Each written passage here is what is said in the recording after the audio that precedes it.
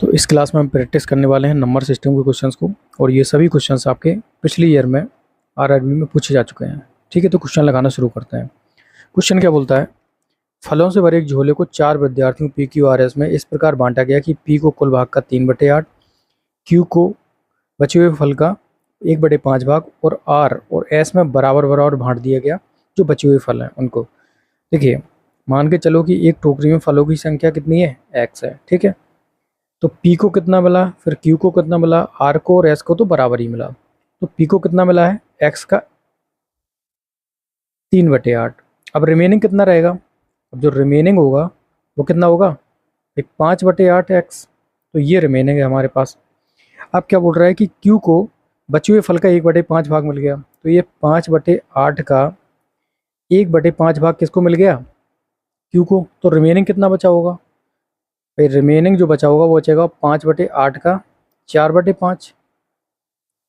ठीक है, तो ये बचा हुआ है। अब ये जो रिमेनिंग है ना, इसको R और S में बराबर बराबर बांट दिया गया। तो 5/8 डिवाइड बाई 5, 4/5 मल्टीप्लाई बाई 1/2, क्योंकि बराबर बराबर बांटा गया तो आधा आधा कर दिया गया। इसको सॉल्व करेंगे तो 5 को 20, 2 40, यहाँ पर 1/2 आ जाएगा। तो ये 1/2 कितना हो जाएगा, 1/4। तो R का पूछा जाए या S का पूछा जाए, बराबर कितना मिलेगा, 1/4 भाग। नेक्स्ट क्वेश्चन,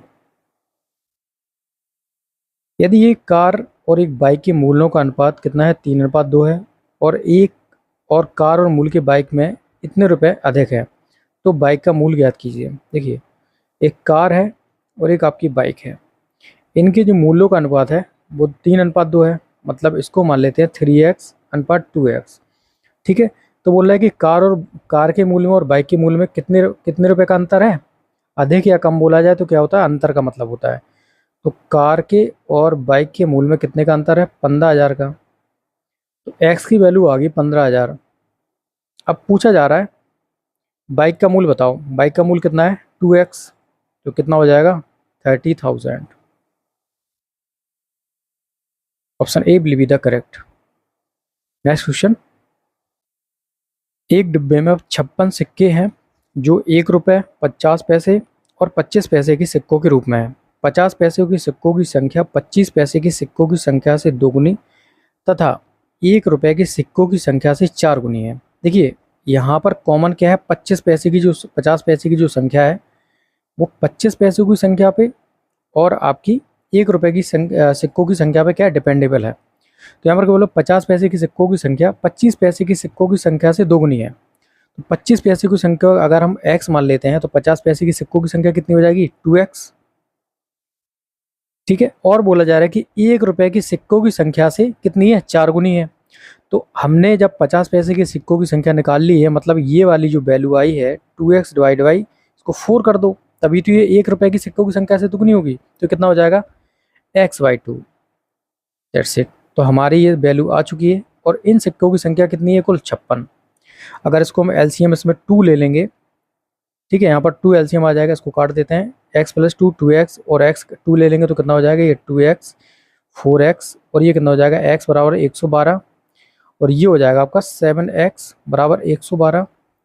तो x की जो वैल्यू आ जाएगी वो कितनी आ जाएगी, 7 × 7 = 42, 16। अब पूछा क्या गया है, 50 पैसे को कितने सिक्के हैं, 2x हैं, तो कितना निकाल लेंगे, 32। तो नंबर ऑफ 15 पैसे कॉइन्स कितने हैं, 32। नेक्स्ट क्वेश्चन, इसकी वैल्यू दे रखी है, मतलब इसका मान हमें ज्ञात करना है। अब देखो, 1 का स्क्वायर प्लस 2 का स्क्वायर प्लस 3 का square dash dash dash dash n का स्क्वायर, इसका फॉर्मूला क्या होता है, मतलब n प्राकृतिक संख्याओं के वर्गों के कितना होता है, n of n + 1 2n + 1 divide by 6। तो इसकी वैल्यू कैसे निकालेंगे, अगर हम 1 का स्क्वायर प्लस 2 का स्क्वायर इसको प्लस अप टू 30 का स्क्वायर कर देते हैं, और इसमें से अगर घटा दें हम कितना, 1 का स्क्वायर प्लस 2 का square plus dash dash dash 20 का स्क्वायर अप टू 20 तक घटा देते हैं, तो हमारी ये वाली जो वैल्यू है 21 से लेकर 30 तक हमें ज्ञात हो जाएगी। तो इसकी वैल्यू कैसे निकालेंगे, भाई n की वैल्यू कितनी है, 30, तो 30 n + 1 कितना हो जाएगा, इस वाले फॉर्मूले रखो तो 31 हो जाएगा, और 2n + 1 कितना हो जाएगा, 61 डिवाइड बाई 6 कर दो, माइनस कितना कर दो, यहाँ पर n की वैल्यू 20 है तो ये 20, ये हो जाएगी 21 और ये हो जाएगी 41। बस इसको हम फर्दर जब सॉल्व कर लेंगे तो हमें आंसर 6×5 = 30 हो जाएगा। ये तो ये कितना हो जाएगा, 5×5=15, 165 मल्टीप्लाई बाई 61। ये कितना हो जाएगा, अगर इसको हम कट करते हैं, 3×7=21, 3×2=6 और ये हो जाएगा 20×10, ये हो जाएगा 1741। इसको हम फर्दर जब सॉल्व करेंगे तो कितना आ जाएगा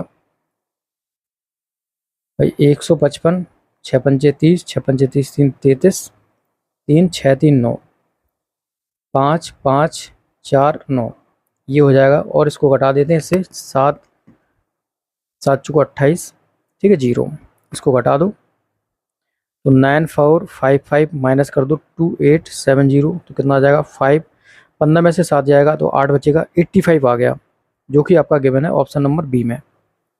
ठीक है, चलिए नेक्स्ट क्वेश्चन करते हैं। कुणाल को एक संख्या का 5/6 गुना करने के लिए कहा गया, लेकिन उसने इसे 6/5 से गुना कर दिया। परिणाम स्वरूप उसे एक उत्तर मिला जो सही उत्तर से 572 अधिक था। तो वह संख्या कितनी है?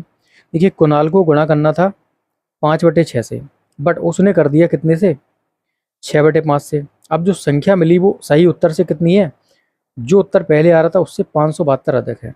ठीक है, बस तो इन दोनों का अंतर कर देंगे तो हमारा क्या है, सही ज़्यादा अधिक का मतलब क्या होता है, अंतर। तो ये कितना हो जाएगा, 5x/6 माइनस की 6x/5 बराबर कितना हो जाएगा, 572। इसको जब सॉल्व करेंगे तो कितना हमारा एलसीएम आएगा, 30 एलसीएम आ जाएगा। तो कितना हो जाएगा, ये इसमें 6 का मल्टीप्लाई, इसमें 5 का मल्टीप्लाई, इसमें 6 का मल्टीप्लाई, तो ये कितना हो जाएगा 25x माइनस की 36x बराबर कितना हो जाएगा 572 मल्टीप्लाई बाई 30।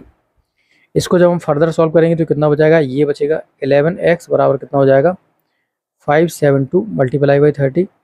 x बराबर कितना हो जाएगा 11×5=55, 11×2=22, 3 का मल्टीप्लाई करा दो। ठीक है, 3×2=6, 3×5=15, तो 1560 क्या है हमारा सही अंक था, सही आंसर था। चलिए नेक्स्ट क्वेश्चन करते हैं।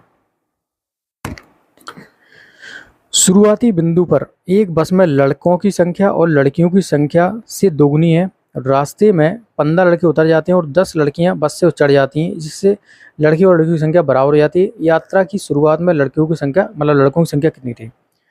देखिए, ये हम ए पॉइंट मान लेते हैं जो शुरुआत है, इसमें बॉयज़ और गर्ल का जो संख्या है, तो वो कितनी थी, लड़कों की संख्या लड़कियों की संख्या से दोगुनी थी। तो लड़कियों की संख्या x थी और लड़कों की संख्या 2x थी। अब जब नेक्स्ट हम पॉइंट पे चले तो कितना हुआ, 15 लड़के उतर जाते हैं तो 2x माइनस के 15 कर दो, और लड़कियां कितनी चढ़ जाती हैं, 10 लड़कियां चढ़ जाती हैं और इनकी वैल्यू हो जाती है बराबर।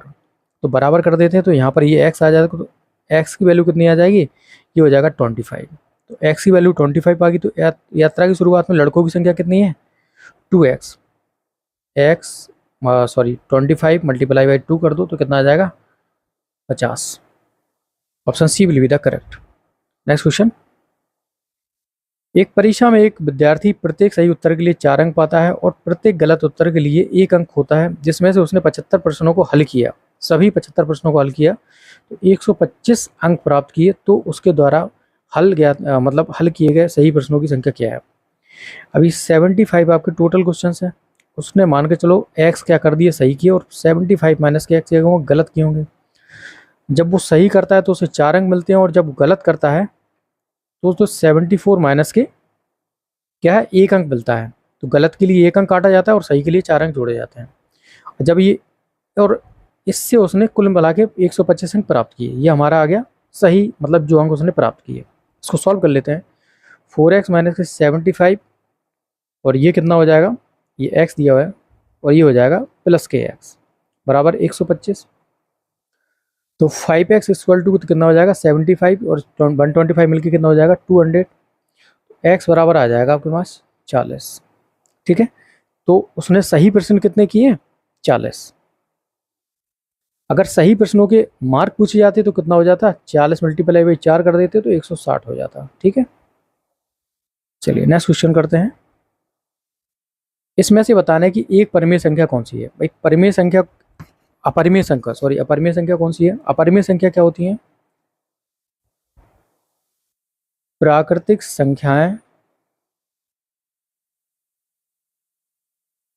जिनको हम P अपॉन Q के रूप में नहीं लिख सकते हैं। That's it. तो यहाँ पर देखो P अपॉन Q के रूप में लिखी है, तो ये तो परिमेय संख्या होगी। और यहाँ देखो अगर इसको हम सॉल्व करेंगे तो ये हमारा आंसर 3 आ जाएगा, ठीक है। और अगर इसको सॉल्व करेंगे तो ये भी P अपॉन Q फॉर्म में दे रखी है, और यहाँ पर एक कंडीशन है कि Q does not equal to 0, ठीक है। तो यहाँ पर इसको हम जो है वो P अपॉन Q के रूप में नहीं लिख सकते हैं, तो इसलिए ये वाला जो आंसर है वो करेक्ट होगा। जो हमसे पूछा गया था अपरिमेय संख्या ये वाली होगी, क्योंकि इसको हम P अपॉन Q फॉर्म में नहीं लिख सकते हैं। Okay guys, that's all for today. If you like the video, please like, share and subscribe. Thank you for watching. Have a nice day.